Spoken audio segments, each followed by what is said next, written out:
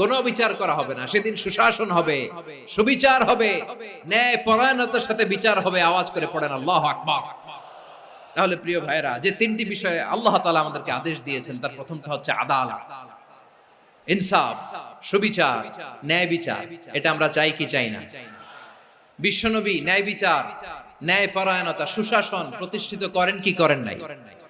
আপনারা বিশ্বনবীর সিরাত যারা পড়েছেন, আপনি দেখবেন বিশ্বনবীর সিরাতের পরতে পরতে, বাকে বাকে, সিরাতের বাকে বাকে এই আদালতের নমুনা মেলে। সুবহানাল্লাহ বলেন। ছোট্ট একটা নমুনা রাসূল সাল্লাল্লাহু আলাইহি ওয়াসাল্লামের আসসিরা আল আতরা থেকে ছোট্ট একটা নমুনা আপনাদের খেদমতে এখানে উপস্থাপন করি। বিশ্বনবী সাল্লাল্লাহু আলাইহি ওয়াসাল্লাম মক্কা বিজয় করলেন ৮ম হিজরিতে। মক্কা বিজয় শেষের দিনই কয়েক সপ্তাহ মক্কাতে অবস্থান করলেন। ইন দ্য মিন টাইম মক্কার একটা ভেরি প্রেস্টিজিয়াস এন্ড ডিগনিফাইড ফ্যামিলির নারী চুরিতে ধরা পড়ল। কিসে ধরা পড়ল? আমাদের সমাজে আসেনি এটা? আছে? ছোট না বড়? হিসাব করে শেষ করা যায় না। ৩.৫ লাখ কোটি টাকা নাই উন্নয়ন প্রকল্পের নামে। ৩.৫ লাখ কোটি টাকা লিখতে পারবেন আপনি? একটানা লিখতে পারবেন? বুঝতেছেন কত বড় সংখ্যা? হ্যাঁ, বনু মাখজুমিয়া গোত্রের এক নারী মক্কায় চুরিতে ধরা পড়ল। বলেন তো চুরি করলে বিধান কি? কি কাটতে হবে? চুরির বিধান হলো হাত কেটে দাও। দাও সেটা গোপনে নয়, প্রকাশ্যে জনসম্মুখে হাত কেটে দাও। বনু মাখজুমিয়া গোত্রের নারী যখন চুরিতে ধরা পড়লো, সাহাবারা চিন্তায় পড়ে গেলেন।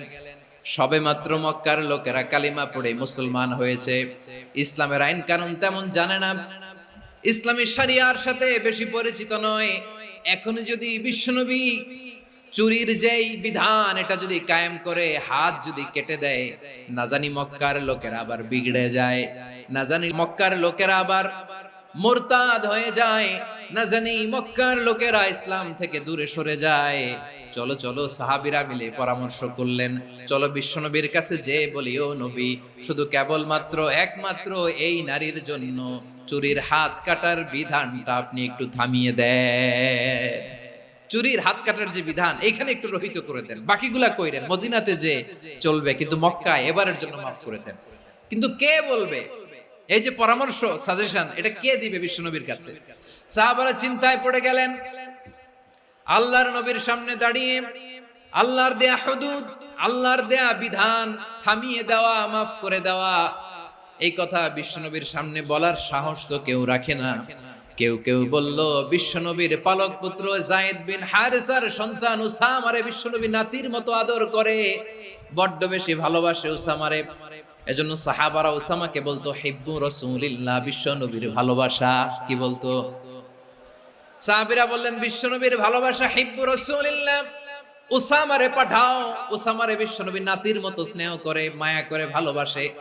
আমরা পারবো না, উসামা পারবে। সবাই মিলে ফুলিয়ে ফুসিয়ে ওসামাকে, ছোট্ট ওসামাকে রাজি করালো। ওসামা এমন এমন কথা যে তুমি বিশ্বনবীর কাছে বলতে হবে, পারবা নাকি? ওসামা বলে, পারবো। সাইয়েদনা ওসামা রাদিয়াল্লাহু তাআলা আনহু তরুণ সাহাবী বিশ্বনবীর কাছে গেলেন, যে বললেন, নবী, বনু মাখজুমিয়া গোত্রের এক নারী চুরিতে ধরা পড়েছে, এবারের জন্য কি এই মহিলাটারে মাফ করে দিলে হয় না? এবারের জন্য একটু ক্ষমা করা যায় না নবী? বিশ্বনবী বলেন, আতাশফাউ ফি হাদ্দিম মিন হুদুদিল্লাহ, তোমার এত বড় সাহস উসামা, তুমি আল্লাহর হাত, আল্লাহর দেয়া বিধান, এটার ব্যাপারে সুপারিশ করতে এসেছো? তোমরা কি জানো তোমাদের আগে যত কওম, যত গোত্র, যত জনপদ ধ্বংস হয়েছে তার কারণ ছিল তাদের মধ্যে গরিবরা অন্যায় করলে তারা বিচার করত, আর ধনীরা অন্যায় করলে তারা মাফ করে দিত। খবরদার! ওয়া আইমুল্লাহ লাউ আন্না ফাতিমাতা বিনতি মুহাম্মাদিন সারাকাত লাকাতা মুহাম্মাদুন ইয়াদাহা। বিশ্বনবী বললেন, ওরে ওসামা, বানু মাখজুমিয়ার ওই প্রেস্টিজিয়াস এন্ড ডিগনিফাইড ফ্যামিলির মেয়ে তো দূর কি বাত, অনেক দূরের কথা। জেনে রেখো ওসামা, আমার কলিজার টুকরা, নয়নের পুটুলি ফাতেমাও যদি মক্কার জমিনে আজকে চুরির দায়ে ধরা পড়তো, আমি বিশ্বনবী মুহাম্মদুর রাসূলুল্লাহ ধরে ফাতেমার ডান হাতটা কেটে দিতে এক বিলম্ব দেরি করতাম না। ইন্নাল্লাহা ইয়া'মুরু বিল আদল, আমাদেরকে জাস্টিস শিখায়। পশ্চিমারা আমাদেরকে ইনসাফ শিখায়, আমাদেরকে সুশাসন শিখায়, আর ইনসাফ, সুশাসন, ন্যায় বিচার, সুবিচার, জাস্টিস কারে বলে বিশ্বনবীর বায়োগ্রাফি থেকে জেনে নাও। এই ছিল বিষ্ণু ইসা ইসলামের আদালতের নমুনা। আপনি যদি সাইয়েদনা ওমরে ফারুকের জীবনের দিকে তাকান, এমন কঠোর, এমন বীর সেনানী ছিলেন। সাইয়েদনা ওমরে ফারুক যদি রাস্তার এই মাথা দিয়ে হাঁটা শুরু করতেন, শয়তান ওমরে ফারুককে দেখলে ওই রাস্তা রেখে দিয়ে অন্য রাস্তা দিয়ে হাঁটতো। সুবহানাল্লাহ।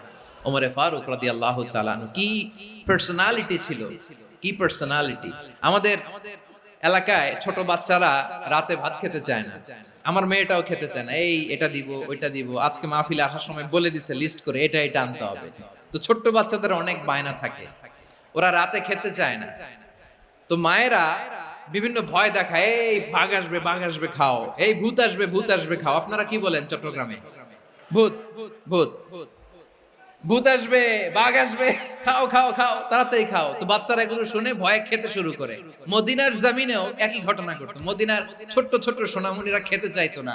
তো মায়েরা বলতো, হা হুয়া ইয়াতি উমর, হা হুয়া ইয়াতি উমর, ওই যে ওমর আসতেছে, ওমর।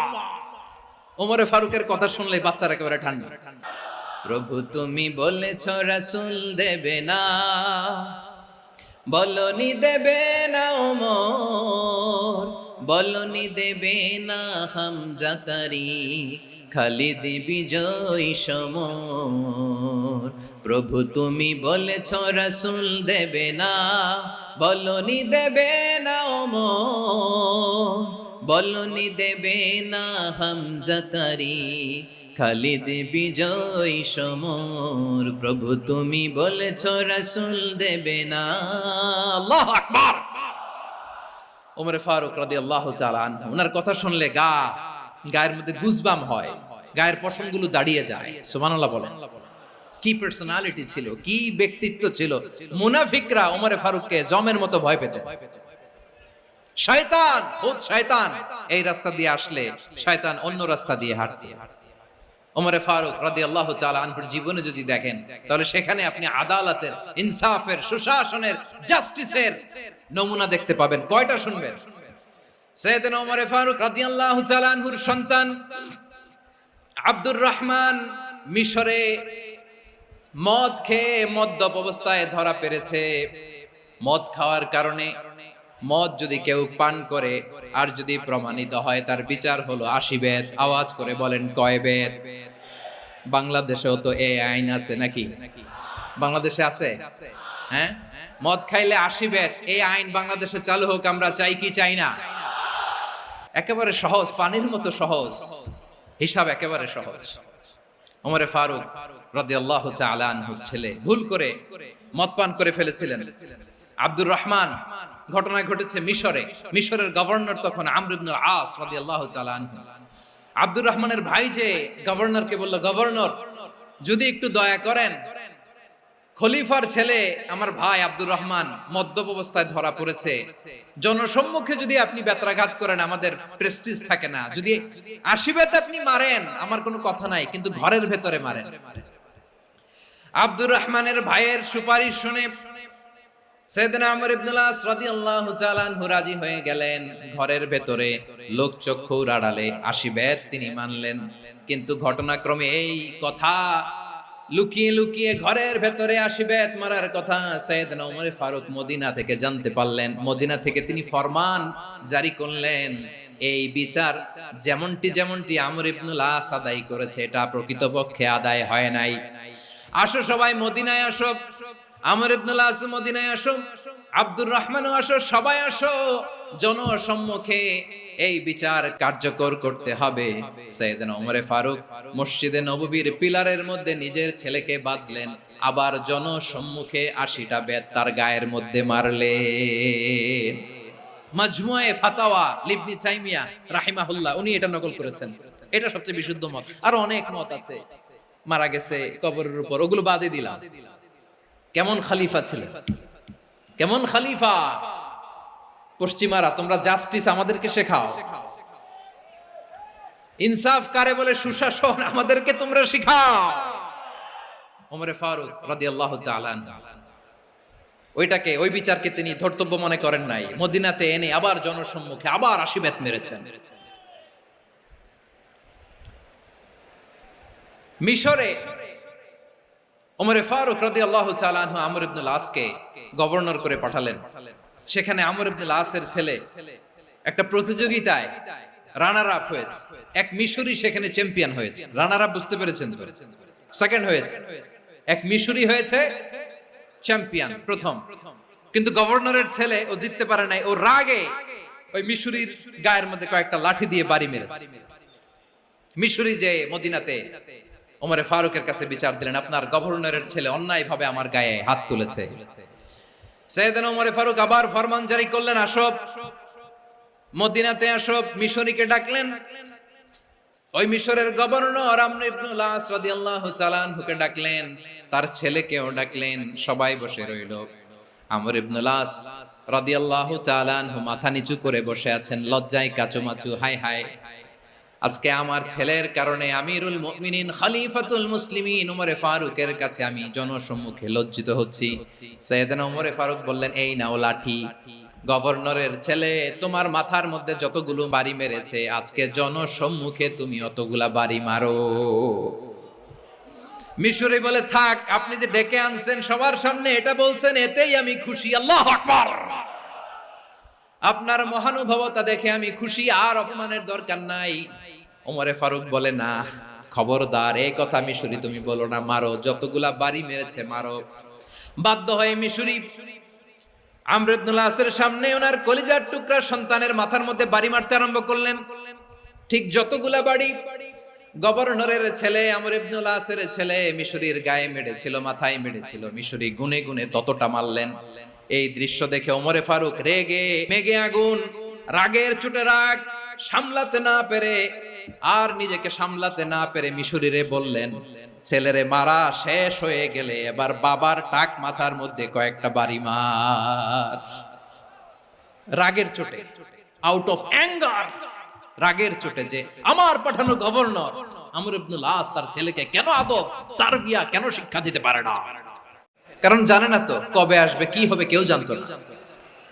দাম্পত্য জীবনের মাত্র 14 দিনের স্মৃতি, এই স্মৃতিকে আঁকড়ে ধরে এক বোন 16টা বছর 17টা বছর কাটিয়ে দিয়েছে। আমি নিউজটা দেখে ভাবলাম, আমার এই বোনের প্রতিটি দিন কিভাবে কেটেছে, প্রতিটি রাত কিভাবে কেটেছে, প্রতিটি ক্ষণ কিভাবে কেটেছে।